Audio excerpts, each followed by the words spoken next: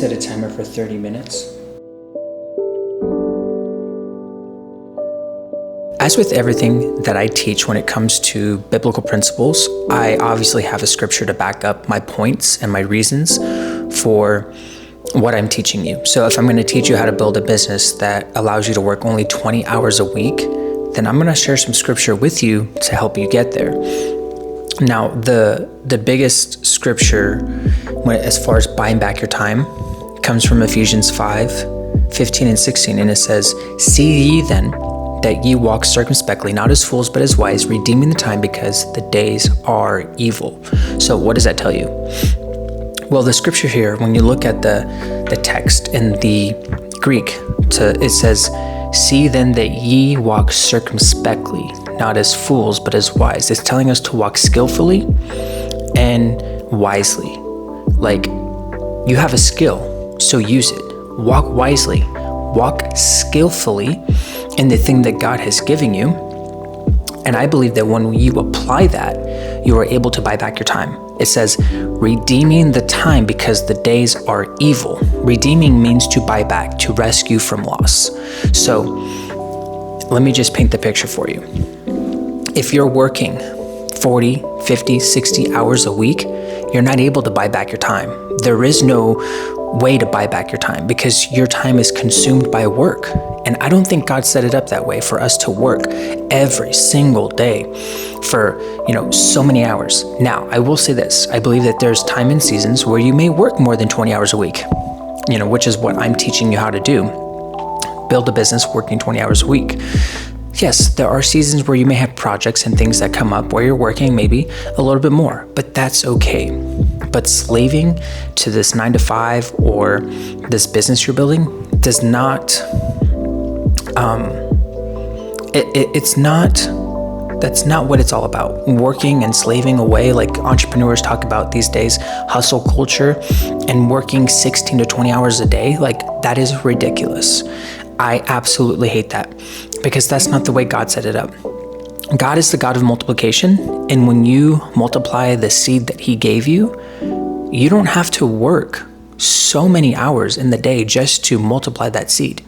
When you focus on doing the most important things in your business, it will multiply and you reap more than you sow. And I say this all the time in my content. So redeeming the time, this is the principle here. Buying back your time starts with using the thing that God has given you and using it as a tool to serve others, giving value to other people. When you do that, you are able to create value, build a business, and people will pay you for the skills that you have. When you focus on solving a problem for someone, they will pay you for that problem to be solved. This is what it means to give value to other people. You're solving their problem.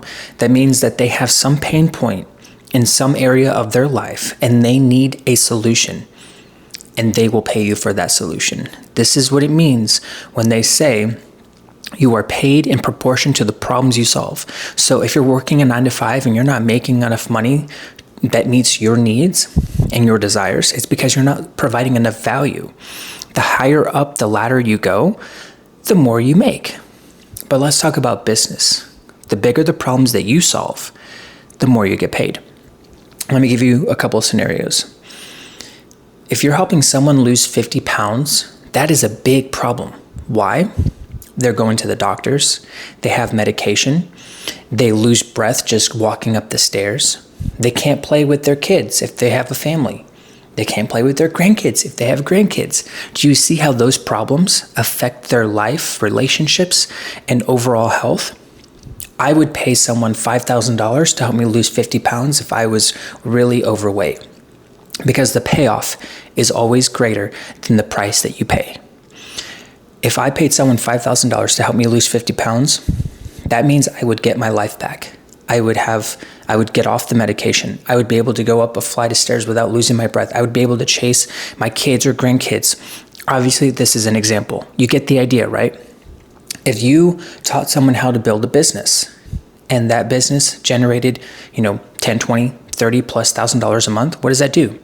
It provides freedom. They can provide for their family without having to worry about, paying bills. They can go and take the family out to a restaurant and pay the tab. They can Go travel the world and experience the thing that God has given us. This is freedom. And the transformation is the biggest point here, right? They're not a slave to the 9 to 5. They're not a slave to their business. They have freedom. And that is what we're trying to talk about here. When you provide value, you solve a problem, the payoff is what your client is going to want. And that payoff, that transformation is the key here. The bigger the transformation, the more you're going to make. And honestly, the less you have to work. I want to break down for you what this might look like if you wanted to work 20 hours a week, but maybe you're stuck in a 9 to 5 job. Maybe you're selling low ticket digital products. Wherever you are, I'm going to show you the steps that you need to take right now so that you can escape the 9 to 5 and stop selling low ticket digital products. And I don't want to say, let me say this. You're not going to stop selling them, but you're going to stop focusing so much on it. You want your low ticket digital products to support your high ticket. So let's break this down. Working a 9 to 5 at $17 an hour only gets you so far.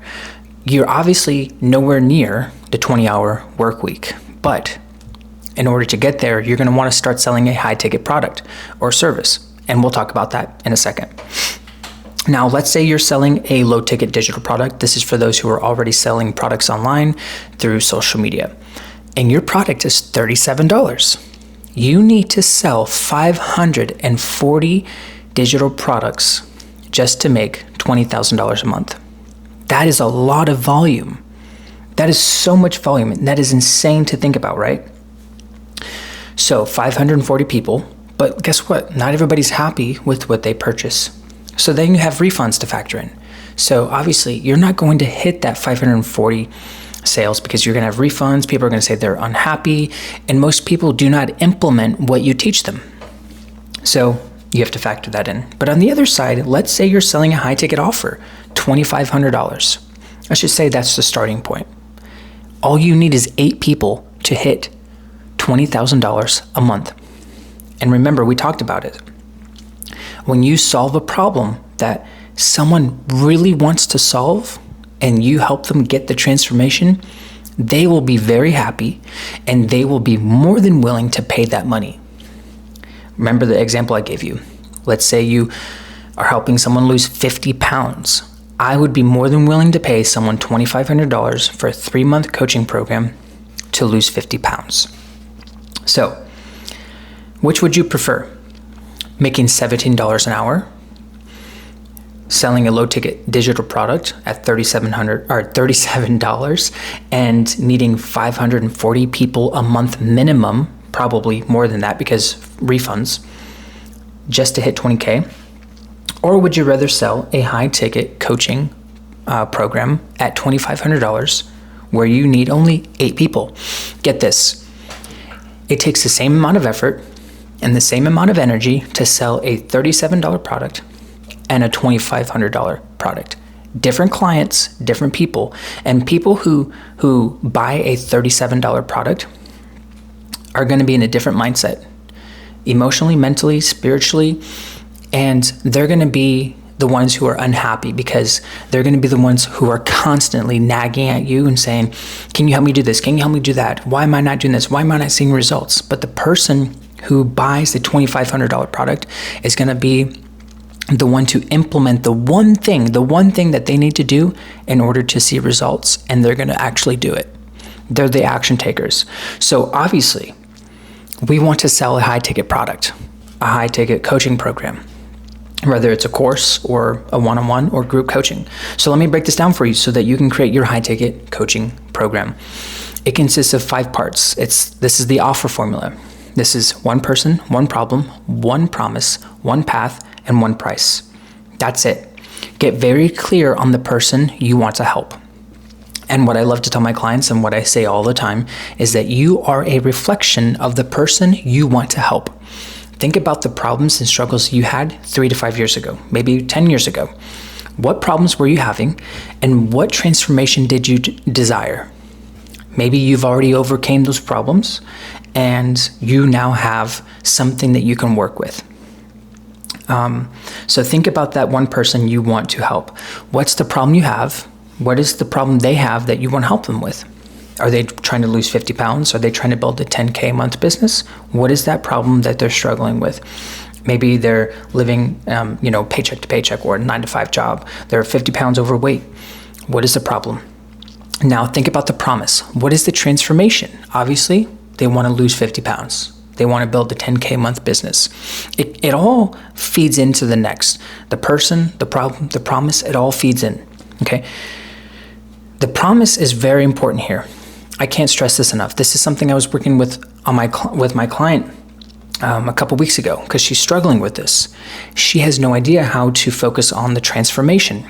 The transformation is so important. If you cannot clearly communicate the transformation, no one's going to buy it. Would you rather have a coach tell you, let me just give you an example actually. So you have Coach A and his program, he's going to communicate, I help you lose weight. It's not very clear, it's not very specific, right? It's not specific whatsoever. But you have, on the other hand, Coach B, and he says, I'm going to help you lose 50 pounds in 90 days. That's clear and specific and measurable, right? That would be something you would want to buy because you see the outcome and you see the timeline, 50 pounds in 90 days. So obviously, for you, you want to get very, very specific on what you're communicating with your transformation, with the promise that you are guaranteeing to your clients. The more clear it is, the better it is.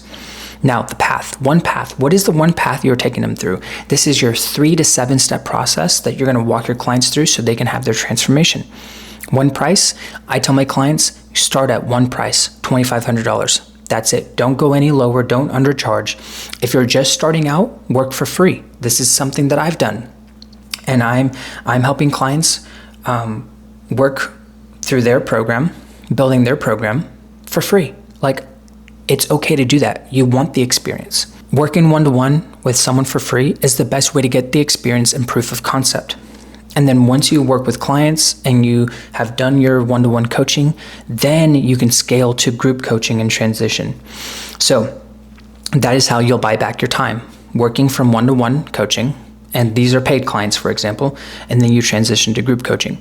Let me paint the picture on the principle that we've talked about from Ephesians chapter 5, 15 and 16. Let's say you have a one-on-one coaching program. You have 8 clients who are paying you. Now, when you package your offer, you're going to decide how many calls you do, how often, and what days of the week. So for my example, let's say you work with clients on Tuesdays and Thursdays, and you have a 1-hour coaching call with each client. That's 8 clients, which means you're going to have 8 hours of coaching calls in 1 week. Okay? Do you see what I'm saying here? Now, let's say you transition from one-to-one to group coaching. You're going to go from 8 calls and 8 hours to group coaching, which is just 1 call per week. You're going to have everybody on 1 call. So you see the principle here. You're going to go from coaching 8 hours a day, 8 hours a week to 1 hour per week. Guess what? You have more freedom, more impact, and more money. Do you see the principle here? Which would you prefer? Do you want to work 8 hours a week or 1 hour per week as far as coaching? I think the answer is pretty clear here, right? So this is the foundation of your business, right? You need to get very clear on your offer. If you're not clear on your offer, then it's going to be very hard for you to help somebody have their transformation. So I know that this was a long rant here, but this is the foundation. If you don't get this, then it's going to be hard to move forward into the next steps here, which is what we're going to talk about here coming up, which is content, and then the Royal 20, which is the framework and process you need to follow to build a 20K a month business following 3 pillars. So if you're struggling to grow your business, you're struggling because you're hustling every single day, every single week, and you're tired of the hustle, follow everything that I'm going to share with you in this video. And I believe you'll have a breakthrough moment in your life and business because you're going to go from hustling to focus more on the most important things in your business that would actually help you get results. And this is essentially a principle called the 80-20 principle, when you focus on the 20% of the things that get you 80% of the results. And so this was life-changing for me.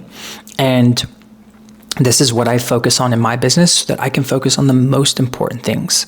Now, if you need help and you want to get more clarity on your 20-hour work week, I have a guide called the Royal 20.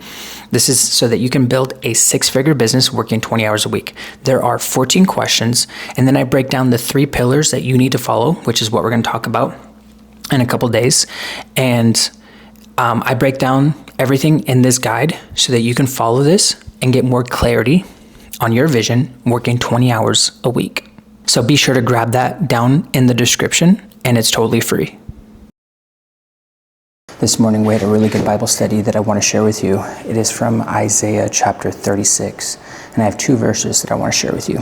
Verse 18, and it says, "Beware lest Hezekiah mislead you by saying, 'The Lord will deliver us.' Has any of the gods of the nations delivered his land out of the hand of the king of Assyria?" And then in verse 21 it says, "But they were silent and answered him not a word, for the king's command was, 'Do not answer him.'" And the point I'm trying to make here that I got from the Lord this morning, which was amazing during my Bible study, was that for context, the king of Assyria is going to intimidate Judah, and the king of Assyria is trying to overtake Judah, basically. And so the king of Assyria sent his chief of staff over to Judah to intimidate them.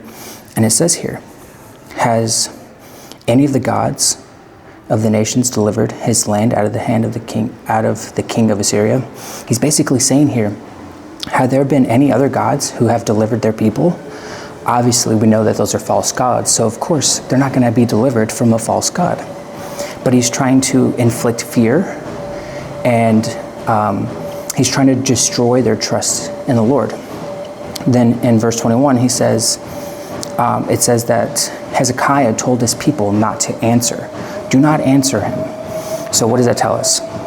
The enemy is going to try to attack you, and he's going to bring up false evidence to intimidate you. He's going to tell you things that you may have done. He's going to tell you things that maybe other people have done, but have not succeeded. He's going to intimidate you in such a way, he's going to try to destroy your trust. And it says here in verse 20, "Who among all the gods of these lands have delivered their hands out of my hand, that the Lord should deliver Jerusalem out of my hand?" He's trying to intimidate them. He's trying to inflict that fear. But our job as believers, when we are inflicted by fear, doubt, the enemy's attacks, we are not to answer. We should not answer, right? Don't answer out of fear. Don't answer out of doubt, but respond out of faith and trust in the Lord, right? It says, do not answer him. Do not respond to the struggles financially. Do not respond to the struggles in your relationships. Do not respond out of fear because you're needing bills paid or whatever it is you're struggling with. Do not respond, but keep your eyes on the Lord. Trust him and trust that he will deliver you. And that's exactly what happens. Obviously, the Lord delivered Jerusalem, the people of Judah, out of the hands of the king of Assyria. So I thought this was amazing today, and I had to share this with you because it was just mind-blowing to me, the practical steps that we can take from this passage of scripture here. So the enemy's going to try to attack you. He's going to bring up false evidence to intimidate you and inflict fear and to destroy your trust in God. But do not respond, but keep your eyes on the Lord. Now that you know how to create an offer, let's talk about what it looks like when it comes to posting content, because we know that content is pretty important, right? I'm going to make my coffee and we're going to have this conversation here. So when it comes to posting content, I like to follow this principle from King Solomon, where he literally laid out a step-by-step process for posting content, and it doesn't have to be difficult. Posting content shouldn't be difficult. It should be something you enjoy doing. Kind of like the content I'm posting for you. I'm having fun. I get to vlog my journey building my business. I get to post other faith-based content which is my videos I post on Sundays. And I have fun with it because I get to operate from the wisdom that God has given me. And when you operate from that wisdom that God is giving you while documenting your process, your journey, you have fun with content and it becomes effortless. So let's go talk about that. Okay, so King Solomon in 1 Kings chapter 4, verses 32 through 34, and it says this: he spoke 3,000 proverbs, and his songs were 1,005. And then he spoke of trees, from the cedar of Lebanon to the hyssop that grows out of the wall. He spoke also of beasts and of birds and of reptiles and of fish. Let's stop right there. King Solomon shared his proverbs, his wisdom. And then he spoke about things he had wisdom and knowledge on, from the trees to the birds to the animals, everything. He shared his wisdom. He documented his wisdom and he shared it. So basically, think of it like this. When you share your wisdom, when you document the experiences you've had, the things that God is teaching you in the moment, right now, sharing everything online, documenting the process, when you do that, you are essentially following what King Solomon did here. Because in verse 34, it says this: and people of all nations came to hear the wisdom of Solomon, and from all the kings of the earth who had heard of his wisdom. So what does that tell us here? King Solomon shared his wisdom.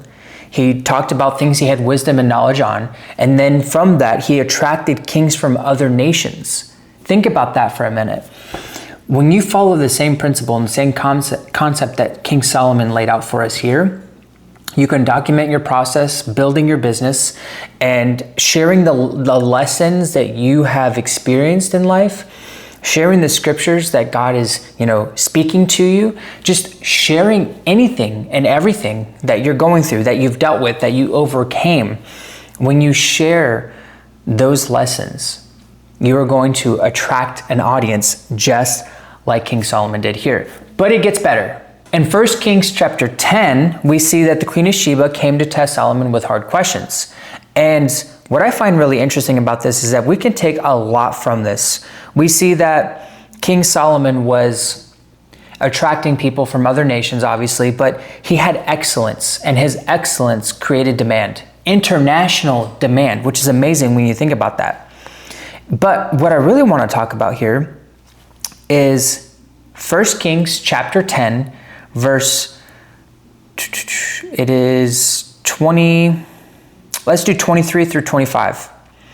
And it says, thus King Solomon excelled all the kings of the earth in riches and in wisdom, and the whole earth sought the presence of Solomon to hear the wisdom which God had put in his mind. Every one of them, talking about the kings from other nations, brought his present of articles of silver, gold, myrrh, spices, horses, everything. So basically what we see here is that people came to consult King Solomon to hear the wisdom that God has given him. Okay, do you see how it ties back into what we just spoke about? King Solomon wrote 3,000 proverbs. Those proverbs are wisdom. It is full of wisdom. It's full of knowledge and instruction. And then from that, he was able to build an audience of people who found him, who were, really curious about his wisdom and his business knowledge. So then what do? They consulted him. When you follow what King Solomon does here, when you document your process, when you post the content, when you share your wisdom that God is giving you, you're going to build an audience. And eventually those people will pay you money to consult you, to experience the transformation that you provide. That is so good. Isn't this so good? One of the things I can't stress enough is you having a social media presence. If you're not on social media, you have to do this. You want to get on there because this is your business card. This is your resume. When you display your creativity, when you share your wisdom, people will find you. Now, just imagine if Solomon did not write his 3,000 proverbs. No one would have known who he was. His fame would not have spread across the nations. So you got to get on social media or YouTube. The reason I believe YouTube is the best platform is because it produces the best results. You post a video and that video can pay you years down the road. Whereas if you're posting on TikTok and Instagram, your videos get lost in the feed after 24 to 48 hours. And depending on how much content you post, yes, it does help. It does help you grow, but focus on the platform that you're most comfortable with and that can produce the best results for you. I would highly encourage you to explore using YouTube if you're not already doing that. Also, you want to have your email list, because your email list is where you actually own your audience and you're not borrowing on rented land. Basically saying that if you were to lose your platform on Instagram or YouTube, you would lose your audience. You wouldn't have them anymore. But with your email, you get to keep them. So again, you gotta get on social media. You have to start putting yourself out there, because no one's gonna find you if you're not out there putting yourself out there, sharing your wisdom, sharing your knowledge, and sharing how you can help somebody have a transformation. So I really have to harp on this, because no one's gonna know who you are. No one's gonna be able to buy from you if you're not sharing how you can help them and how you can teach them how to get what they want, what they desire. If you wanna build a business working part-time hours, you gotta have content, because your content is gonna be the bridge that gets people from where they are to your transformation. Let me paint the picture for you. Your content is the bridge, and then you have traffic going to your email list, which is where you want people to go because you own the audience. That also might be, giving away a lead magnet, something that is free and valuable. So when they join your lead magnet, they have some valuable information, they're on your list, and then you make an offer to them. It's an easy content strategy that you can follow. Content, lead magnet, email list, offer. That's all you got to do. That's all you got to focus on. And it simplifies the entire business, because this is your client acquisition. This is how you nurture your audience so that you can build trust and confidence with them. And then you can make them an offer and they have the opportunity to join your high ticket coaching program. So this is why it's so important to get on social media, so that you can create content, bring awareness around you and your business, your program, and help people have their transformation. So I hope that makes sense for you. I am going to start editing this video so that I can get ahead of the game. I'm just gonna prepare for Sunday's video as well. So I'm gonna go through my outline real quick. This is actually a part 2 from the video I made just recently, which you can see somewhere right here. And it is about keeping your eyes on Jesus. And this was not intended, actually. I just felt like the Lord gave me the idea to write a part 2. So I wrote a part 2, and I think it's gonna change your life, because it's evidence of people from the scriptures who sought after the Lord for guidance and directions. And what they did was they kept their eyes on Jesus, and they kept their eyes on the Lord so that they can have guidance and instruction and doing the thing that God has called them to do. And we should model off of that as well. So I'm gonna rehearse that, get familiar with this script, and I'm gonna pretty much wrap up my day, hang out with my wife. And today we started work about 7:30, 8 o'clock. So it's going on 9:15. So we're ahead of the game. So I'm excited, and I hope you're getting a lot of value from this video so far. If you are, be sure to subscribe and hit that like button.